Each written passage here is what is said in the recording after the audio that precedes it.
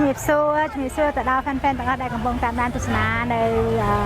page របស់នាងខ្ញុំផ្ទាល់ចាស់ហើយក្នុងថ្ងៃនេះផ្ទាល់នាងខ្ញុំគឺសប្បាយរីករាយមែនទែនដែលបានចូលរួមសាជាថ្មីជាមួយនឹងអូនប្រុសអ៊ីវសំណាងក្នុងការចូលរួមនៅក្នុងកម្មវិធីសប្បុរសធម៌ជាមួយនឹងលោកតាស៊ីក្លូបចូលរួមចំណែកនៅ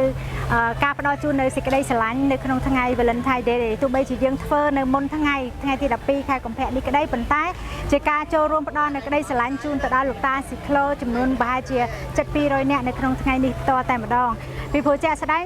ការចូលរួមរបស់នាងខ្ញុំគឺការចូលរួមលើកទី2ហើយជាមួយនឹងបងប្រុសអ៊ីវសំណាងដែលគាត់គឺជាអ្នកផ្ដួចផ្ដើមគំនិតតនៅក្នុងកម្មវិធីដ៏ពិសេសនេះចាហើយសម្រាប់នាងខ្ញុំដោយដែលបងប្អូនធ្លាប់ដឹងហើយថាដោយសារឪពុកនាងខ្ញុំផ្ទាល់គាត់លោកគឺជាការជំនាន់លោកនៅក្មេងគាត់ជាអតីតនិស្សិតក្មេងវត្តដែលធ្លាប់ធាក់ស៊ីក្លូដែរដើម្បី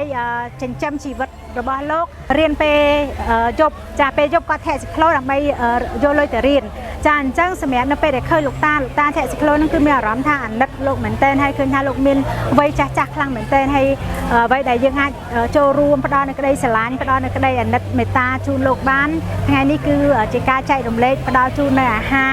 ដ៏ឈ្ងុយឆ្ងាញ់នៅក្នុងហាង We Friend ជូនទៅដល់លោកភាសាហើយក៏មានជាអំណោយចាបន្តិចបន្តួចជូនទៅដល់លោកហើយនៅក្នុងថ្ងៃនេះគឺមានការចូលរួមពីមហាជនតាមរយៈការអំពាវនាវរបស់បងប្រុសសំណាងក៏ដូចជាម្ចាស់អំណោយផ្សេងដែរមិនមែនតែនាងខ្ញុំទេចានាងខ្ញុំគឺមានការចូលរួមជាអង្គហើយនឹង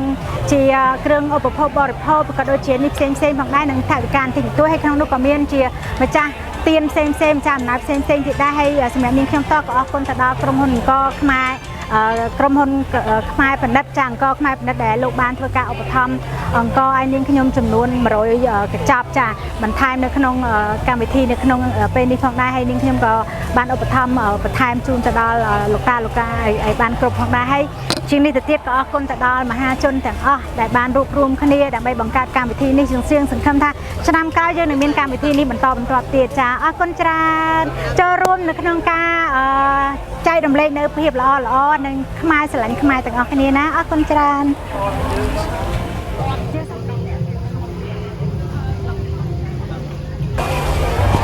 បាទជំរាបសួរថ្ងៃនេះជាថ្ងៃយើងធ្វើកម្មវិធី14កុម្ភៈដើម្បីយើងចែករំលែកក្តីស្រឡាញ់ទៅដល់តាស៊ីក្លូនិងចាស់ជូរាដើម្បីយើងចែករំលែកក្តីស្រឡាញ់ទៅគាត់តាមរយៈយើងផ្ដល់ជាអាហារមួយពេលសំរុំនិងមានឆ្ងាញ់សម្រាប់ពួកគាត់ហើយយើងចែកជាថវិកាសម្ភារៈទីទួយមានដូចជាមីអង្គពេងកាឡាកៅគៀកហើយក្នុងនោះក៏មានឆៃពៅដែរយើងចែកទៅពួកគាត់ដែលជាសម្ភារៈយើងទទួលបានពីសប្បុរសជនហើយឆ្នាំនេះគឺជាឆ្នាំទី4ដែលយើងធ្វើហើយនៅទីនេះ We Friend ផ្ទាល់យើងធ្វើ2ឆ្នាំហើយយើងធ្វើឆ្នាំ2021និង2023យើងអត់បានធ្វើទេយើងខកខាន1ឆ្នាំហើយសង្ឃឹមថាកម្មវិធីនេះនឹងបានផ្ដល់ស្នាមញញឹមទៅដល់លោកតាស៊ីក្លូក៏ដូចជាចាស់ជរាដែលគាត់ទទួលបានអាហារហើយបានថវិកាតិចតួចពីពួកយើងហើយសូមអរគុណទៅដល់ពុកម៉ែបងប្អូនដែលជាសប្បុរសជនដែលបានចូលរួមនៅក្នុងកម្មវិធីនេះតាមរយៈជាថវិកាក្តីជាសម្ភារៈក្តីបើគ្មានការចូលរួមពីពុកម៉ែបងប្អូនដែលជាសប្បុរសជនទេកម្មវិធីនេះមិនអាចកកើតឡើងបានឡើយសូមជូនពរពុកម៉ែបងប្អូនជួបប្រទះតែសេចក្តីសុខនិងសំណាងល្អហើយសូមជូនពរចំនួនលោកតាស៊ីក្លូផងសម្រាប់ការទឹកចិត្តការចូលរួមជាទឹកចិត្តរបស់ពុកម៉ែបងប្អូនបាទសូមអរគុណ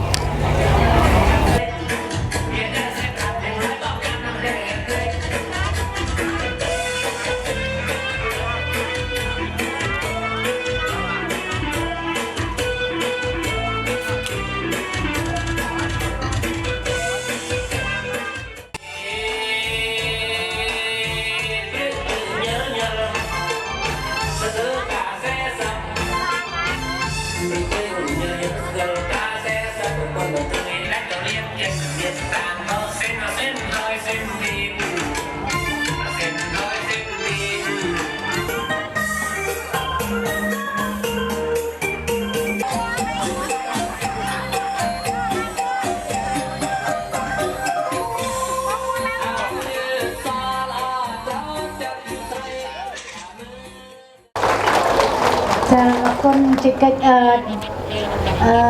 ចចាប់ផ្ដើមឲ្យចិត្តបញ្ចប់ព្រោះដឹងថាលោកតាភាសាឆ្អែតហើយក៏បានសប្បាយជាមួយនឹងការរាំមានលោកតាឡើងច្រៀងថ្ងៃនេះគឺផ្ដល់ក្តីស្រឡាញ់តាមរយៈបងប្រុសសំណាងហើយនឹងយើងទាំងអស់គ្នាចា បានសบายទាំងអស់គ្នាហើយថ្ងៃនេះដោយព្រមសំណាងលោកមានប្រសាសន៍ចឹងគឺជាឆ្នាំទី2ស្រៀងខ្ញុំបានចូលរួមក៏ពិតសំណាងលោកផ្ដល់ព័ត៌មាននេះគឺប្រថុចដូចមែនទែនចាគាត់គឺតកែអង្គរខ្មែរបណ្ឌិតចាហើយអូនប្រុសខាងនេះគាត់ជាតកែដូរលុយតកែលុយចាចាច់លុយចាអញ្ចឹងថ្ងៃនេះតាមរយៈនាងខ្ញុំយើងពំនាំនៅតកែ2នាក់មកសិតតសហគ្រិនបកែនៅស្រុកខ្មែរចាអញ្ចឹងសូមឲ្យបងប្រុសសំណាងវិញថាថ្ងៃក្រោយប្រាប់ពីចម្ងាយពួកគាត់សិតតែជាសហគ្រិនវ័យក្មេងស្រុកខ្មែរយើងដែលគាត់មាន connection ច្រើនអញ្ចឹងអាចស្វែងរកអ្នកដែលគាត់ចង់ចូលរួមជាមួយនឹងកម្មវិធីរបស់យើងបានច្រើនជាងនេះចាអញ្ចឹងបាច់ខ្លាចចិត្តទេចាដើម្បីលោកតាទាំងអស់គ្នាចាហើយដោយសារតែឆ្នាំនេះយើងបន្ថយញុចមែនតើអញ្ចឹងគឺអត់បានត្រៀមអីបានច្រើនទេសម្រាប់នេះខ្ញុំមាន